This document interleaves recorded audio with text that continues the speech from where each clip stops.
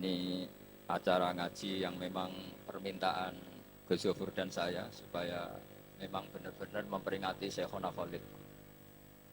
Jadi kalau tanpa kitab beliau nanti ini namanya ngaji Gus Bah, bukan ngaji Syekhona Khalid.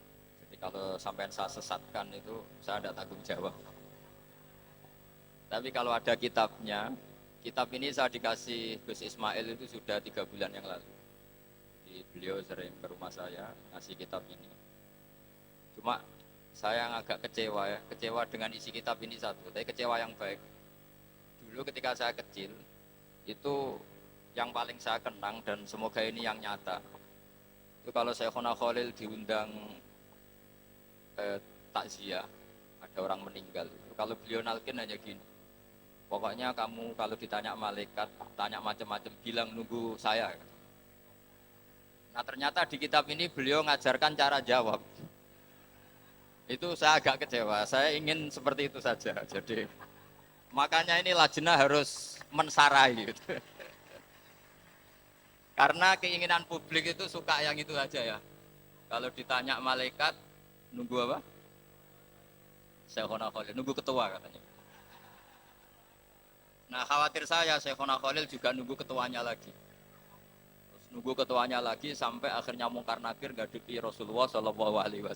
Itu kira-kira sudah tidak berani tanya lagi. Karena tidak mungkin kan Nabi ditanya, waman Nabi yuka, Nabi kamu siapa? Wah itu kan sembrono sekali itu.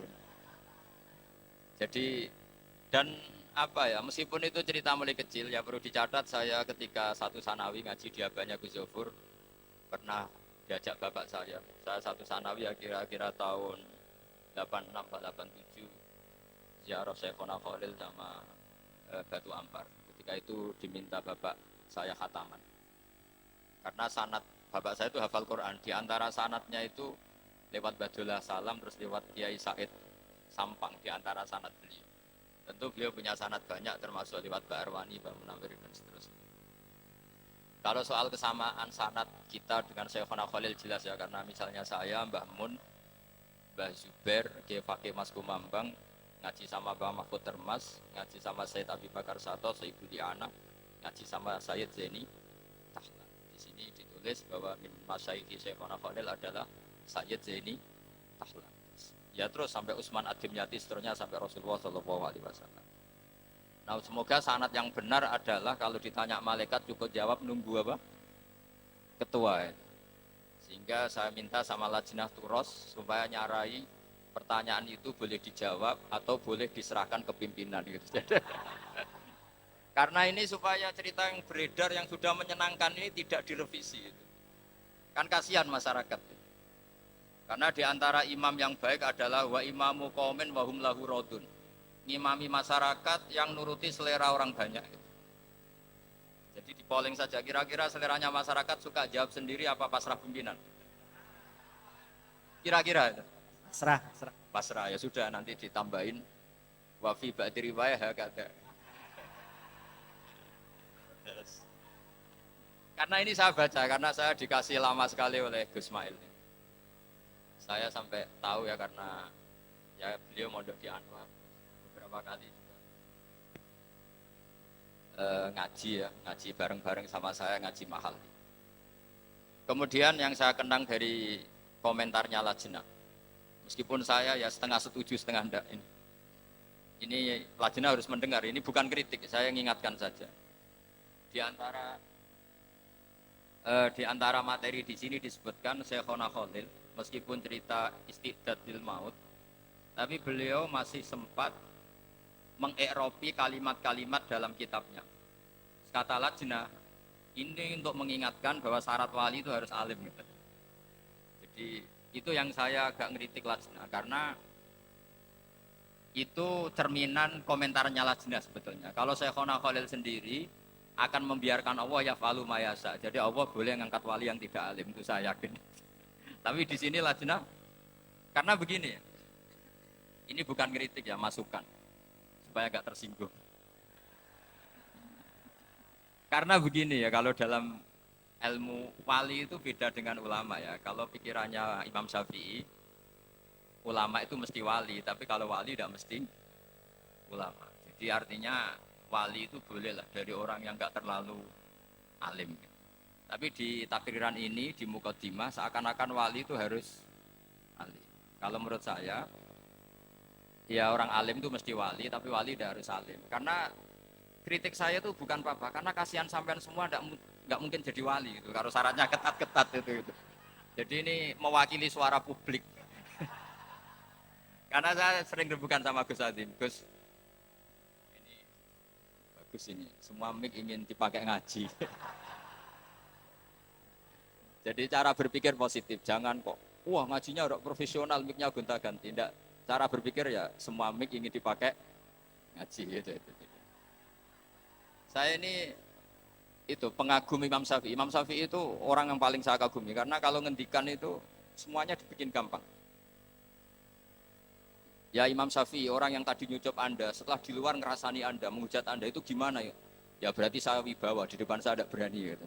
Jadi nanggapinnya itu enteng saja. Itu separuh dari kampung kamu itu benci kamu, gayanya hormat. Ya baguslah kalau benci gak akan utang duit. Katanya. Orang tuh kalau neng-nengan itu kan gak akan minta tolong. Kamu pernah diutangi orang yang benci kamu? Tapi kalau teman, wah bahaya sekali itu. Jadi Imam Syafi'i itu enak saja melihat hidup itu gampang saja.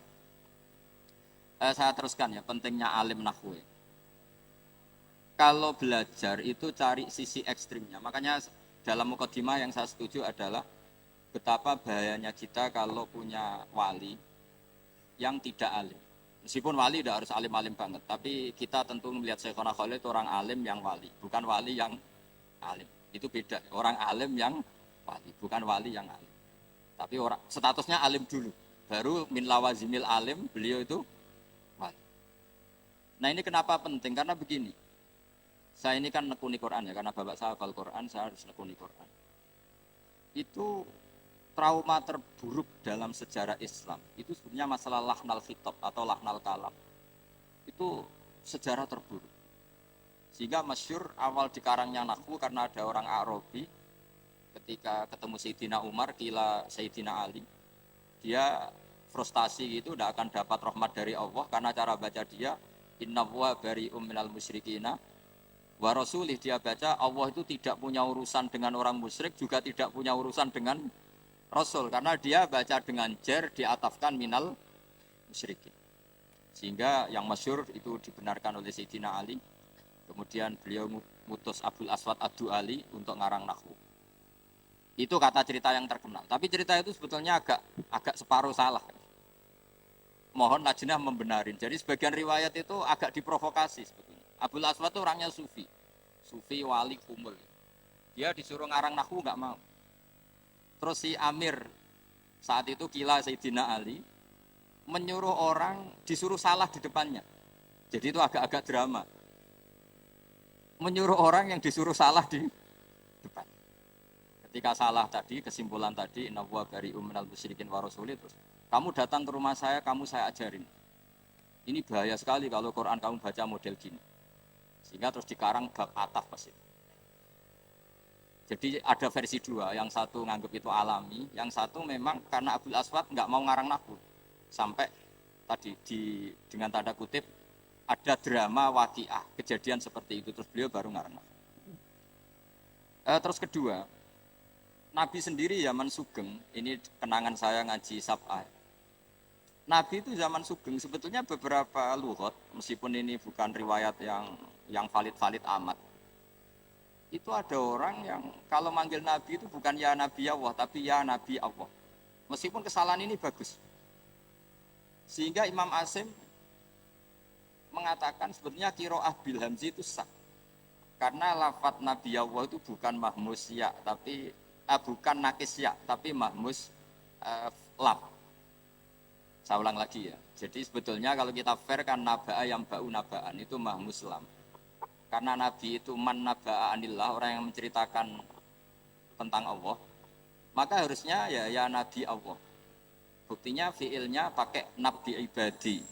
Pakai hamzah, nabdi ibadi, ceritakan ke hambaku ani anal ghafurur rahim.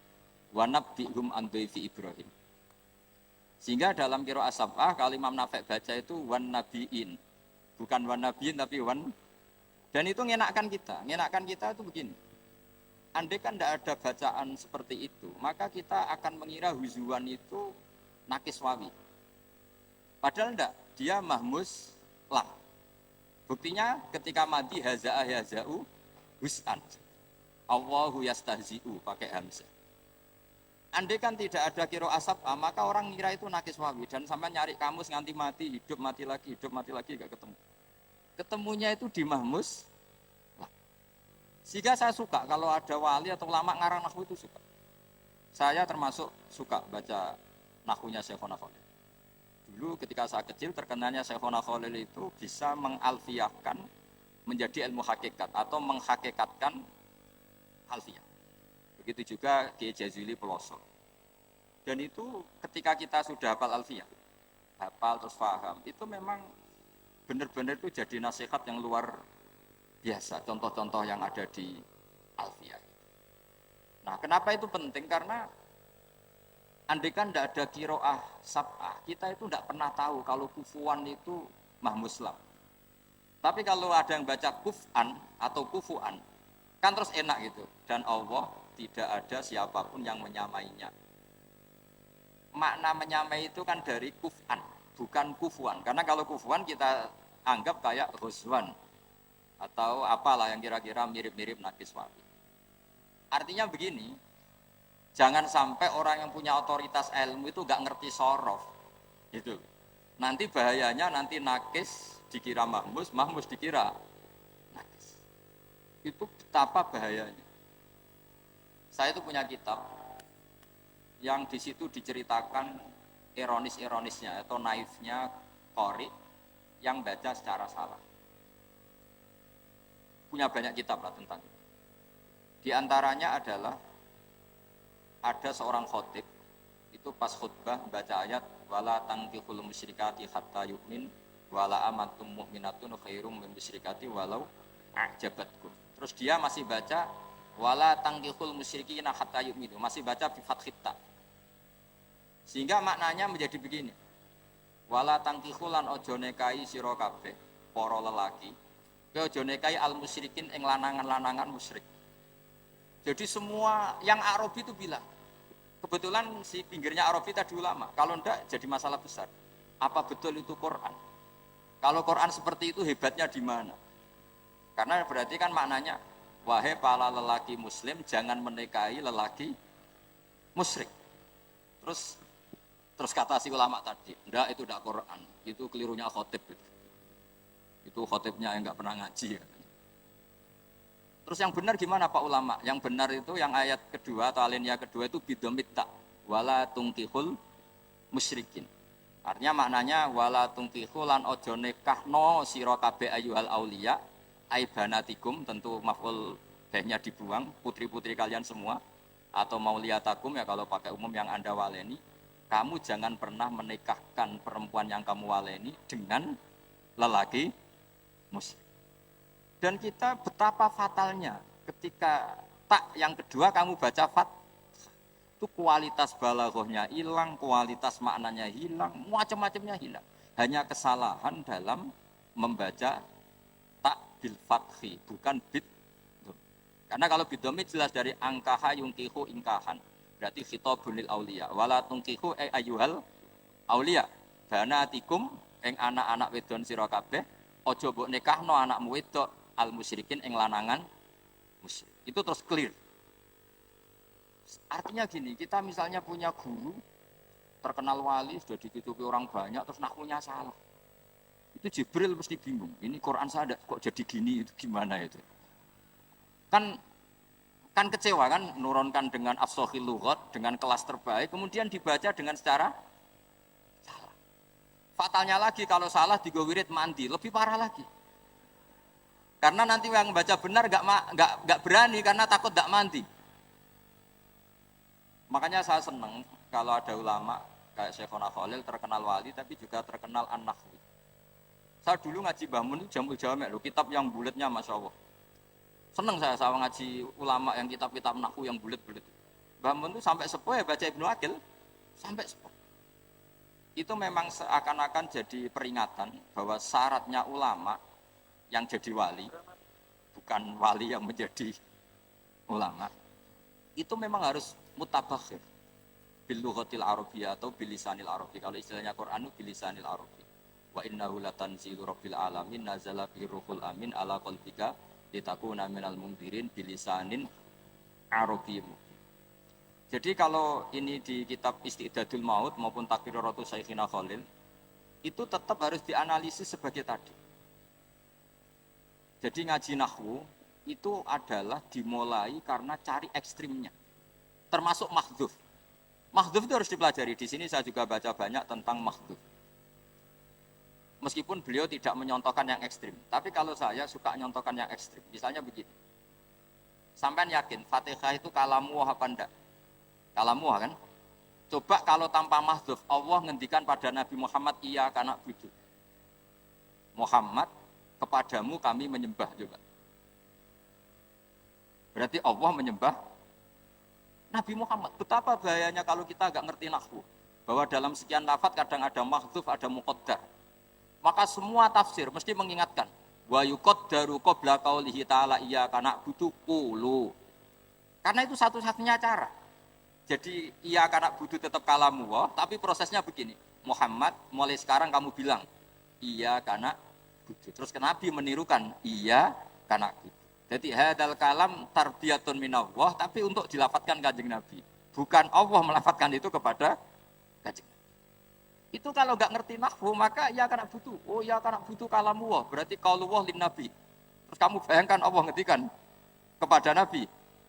Iya butuh. Fatal enggak itu?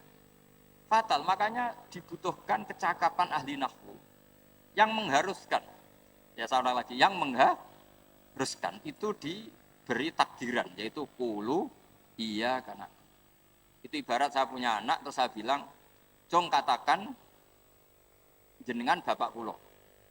Anda bapak saya." Kan tentu anak saya tak bilangin, "Kamu bapak saya, jenengan bapak saya." Berarti anak saya terus menirukan jenengan bapak saya. Tanpa ditakdirkan itu berarti tahakkum menghukumi anak itu bapak saya, kan kacau. Itu ahli nahwu yang termasuk contoh terakhir betapa pentingnya nahwu atau balaghah atau apa saja. Di balaghah misalnya diajarkan mawadi'ul fasli wal wasli. Di antara mawadi'ul fasli adalah dua kalimat yang qailnya berbeda harus difasl. Kemudian fasl ini oleh ulama tajwid disebut waqaf, ada yang menyebut takte, ada yang menyebut saktah, itu urusan ulama tajwid. Tapi kita mengikuti itu yang disebut saktah. Kenapa itu penting? Malah penting sekali karena tanpa itu tidak bisa. Misalnya alhamdulillahilladzi anzala ala 'abdil kitaba wa lam yaj'al lahu iwaja. Coba kalau tanpa saktah wa lam yaj'al lan ora gawe sapa Allah lahu ing Quran, ora digawe iwajan, ora digawe bengkok, qayyiman ora digawe jejeg. Jadi Quran ya agak jejeg agak bengkok. Itu kan fatal sekali. Karena takut makna seperti itu, maka tidak boleh tasallutul amil, yaitu walam yaj'al ke lafadz iwaja. Tapi ini satu mafhum. Jadi maknanya walam yaj'alahu iwaja, Allah tidak bikin Quran itu bengkok, kesaktah. Maknanya agak bengkok itu apa? Qayyimah. Nah, dengan fasal ini maka lafadz ini dimaknani secara kesimpulan, bukan ada tasallutul amil walam yaj'al mengamalkan ke qayyiman. Kalau itu berarti bahaya, berarti walam yaj'al lahu qayyiman. Oh, itu bisa kafir. Jadi artinya gini. Andaikan kita punya guru terkenal wali keramat terus baca walam yaj'al lahu qayyiman, terus kita curiga ini wali model apa kok nyifati Quran seperti itu kan. Harus digredel itu kewaliannya. Artinya apa? Dengan Syekhona Khalil bisa ngarang kitab nahwu seperti ini, Manzumah Nuzhati Tulab ini mentakriri. Itu menurut saya itu garansi yang kesekian, garansi yang otoritatif bahwa beliau wali betul. Karena memang syaratnya wali itu harus menyelamatkan naskah. Karena agama ini dibawa oleh Quran dan hadis, semuanya berbentuk naskah. Kita bisa membayangkan kalau ulamanya atau walinya saja membaca naskah itu secara apa? Maka dalam guyonan-guyonan ulama dulu sampai ada masyhur itu guyonan itu. Cuma ini enggak ada riwayatnya, hanya guyonan. Ada orang mati gara-gara titik. Gurunya itu memijazahkan habbatun sauda dawaun min kulli apa? Ya, artinya jintan hitam itu obat dari segala penyakit. Muridnya itu naskahnya tuh hayatun sauda. ular hitam. Karena kalau habba itu bebijian, kalau hayah itu, lah ular hitam itu kan artinya kobra, dicari. Dicari, dipatok, terus takobal wa min aminkum takobal ya karim. Itu gara-gara salah naskah, tapi yu'addi ilal maut, itu gara-gara apa. Sehingga, saya mohon sama inilah jenah, kalau meneliti satu ilmu itu cari sisi ekstrimnya. Nanti kelihatan betapa pentingnya nahwu, pentingnya sorof, pentingnya nahwu yang detail. Ya nahwu yang detail kayak tadi, yang sampai mahdzuf tadi. Makanya semua tafsir sama lihat itu, mesti sebelum ia kena butuh wa yuqaddaru qabla qauli ta'ala ia kena butuh ulu. Karena tanpa itu kamu bayangkan hadza kalamullah li nabi. Terus redaksinya iya karena kan enggak kebayang seperti itu. Yang kebayang adalah Muhammad katakan ke saya kalimat atau kata iya. Ya, jadi saya mempelajari naskah-naskah Syekhona Fadil. Tapi khusus yang soalul malaken mungkar nakir itu naskah itu tolong lajnah menambahi takdiran tadi supaya menguntungkan kita. Gunanya apa? Kita kalau seneng wali tapi tidak dapat untungnya kan gitu. Karena kita semua ini ibadah tujar. Mau loyal ya kalau ada untungnya, kalau enggak ya enggak. Ya saya kira demikian. Assalamualaikum warahmatullahi wabarakatuh.